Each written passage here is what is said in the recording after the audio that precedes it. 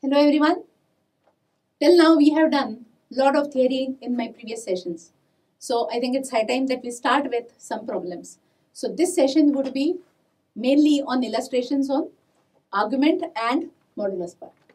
So first illustration with which I start is if A, B and C, these 3 points represent Z, IZ and Z plus IZ, Z not equal to 0, and these are vertices of triangle ABC, then we have to show that area of triangle ABC is 1 by 2 times mod Z square.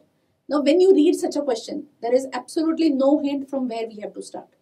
But when you reread the problem, you will understand that there is some Z involved and there is some IZ involved. So this can give you some hint to start with. The moment I say that it has Z and IZ in it, immediate thing which comes to your mind next could be that we may need to take help of Argand's diagram. Multiplication by I is involved. So I go for drawing real axis, imaginary axis, and I understand that if point A represents Z and B represents IZ, then obviously OA and OB, they will have same length, and I can get that position B, or rather I should say, how do I get position of OB? That is by simply rotation of OA in anti-clockwise direction by 90 degree. And I place B and A on the Argand position. What we do is we complete the square OACB and we realize that point C, that means the fourth vertex, would be nothing but Z plus IZ. How do I say so? That is by addition on Argand's plane, what we have done before. And also we understand that required area is half of the area of square OACB, correct? And what is area of square OACB? It would be nothing but length OA square. And hence the required area is 1 by 2 times mod Z square. Now see, length of the solution is extremely small, correct? But the thing is, how you interpret the problem is more important. And with help of Argand diagram, actually, we could find such a short and sweet solution to the problem. Now, next illustration is that if Z minus 2 upon Z minus 2i is purely imaginary, then show that the path of the point representing Z is a circle of radius root 2. Now again, I mean, if you read the question and if you think of that, let me write Z equal to x plus I by etc., that would actually spoil the problem. Question is not related to Cartesian form, and actually the moment you read so and so number is purely imaginary, your thought process should be towards Argand's plane only, and purely imaginary number would lie on the imaginary axis, and if that is the thing, its argument would be nothing but plus pi by 2 and minus pi by 2. I mean, this is how your thought process must start. So a purely imaginary number's argument is plus pi by 2 or minus pi by 2, and hence argument of Z minus 2 upon Z minus 2i is plus minus pi by 2. Now, if that is the thing, then we should be able to understand that again, one is that I have to relate it to the Argand plane. So I have drawn real axis and imaginary axis. And also that argument of Z minus 2 upon Z minus 2i is of the form argument of Z1 upon Z2. In the previous session, we have understood what we mean by argument of Z1 upon Z2. We have already seen the interpretation part of it. We know how to find that angle, which in our case is pi by 2. Meaning was that quantity appearing in the denominator, that particular vector is to be rotated in the direction of quantity appearing in the numerator. That means Z minus 2i's vector and Z minus 2's vector, they are important. So somewhere you have to mark position which represents Z and then go for vectors Z minus 2i and Z minus 2. Angle between them needs to be plus pi by 2 or minus pi by 2. What we mean by minus pi by 2? Your moment should be in clockwise direction if you want minus pi by 2. That means such a position can be not at one place but actually infinitely many places, some of which I have already shown in the figure. And I understand that that point which represents Z must be in such a position that points 2 and 2i.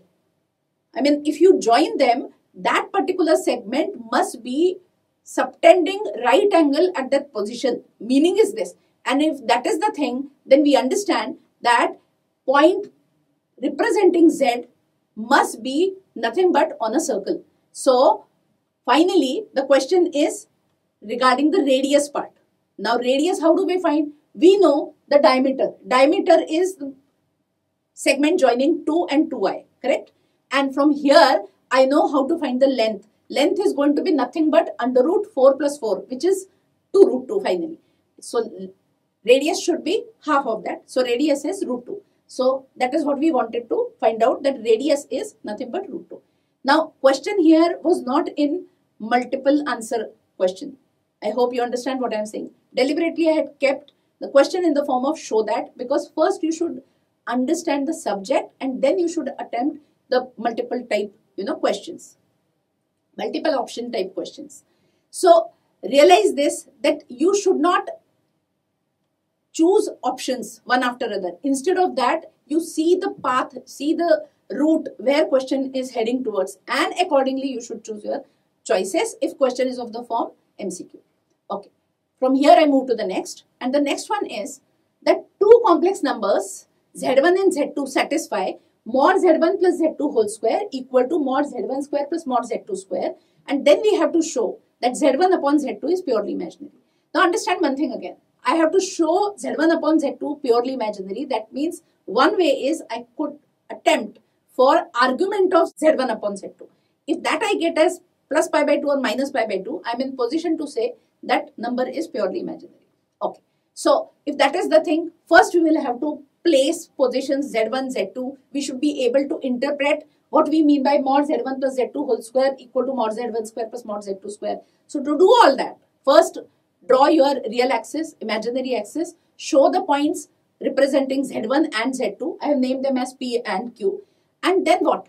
Then what do we do is, we go for completing the parallelogram. What kind of parallelogram? OPRQ. This parallelogram I am in search of. Reason that position R would actually represent the number Z1 plus Z2. This we have already done. So I go for that, and then also I see that we are given mod Z1 plus Z2 whole square equal to mod Z1 square plus mod Z2 square. Try to interpret it. What is mod Z1 plus Z2? That is length OR. What is mod Z2? That is length PR. And what is mod Z1? That is length OP. Right? So basically what we have is, this result is something like your Pythagoras theorem. And that would lead to nothing but that argument of Z1 upon Z2, because OPRQ has turned out to be a rectangle. Now argument of Z1 upon Z2, I have written here plus pi by 2 or minus pi by 2. Reason that OQ and OP, if you see the direction, I will understand that OQ needs to be rotated in the direction of OP because of Z1 upon Z2, and that would turn out to be, because of the rotation part, it would be nothing but minus pi by 2 as your movement is in the clockwise direction. But also PR is same as vector OQ, and that will have to be rotated in anti-clockwise direction. So that would be nothing but plus pi by 2. We do not know what would be the angle between points which would represent Z1 and Z2. It could be plus pi by 2 or it could be minus pi by 2. I am talking about argument of Z1 upon Z2. So Z1 upon Z2 turned out to be purely imaginary, as argument of Z1 upon Z2 turned out to be plus minus pi by 2. So question became again sweet and simple because of the application of Argand plane. Now this is something about some problems on argument and modulus. You may try more problems, but remember, you will have to give only the geometrical interpretation to the problem. Okay. Hope you have liked this video. To subscribe, please click here, and if you want to place an order for the book, please click on this side. Thank you.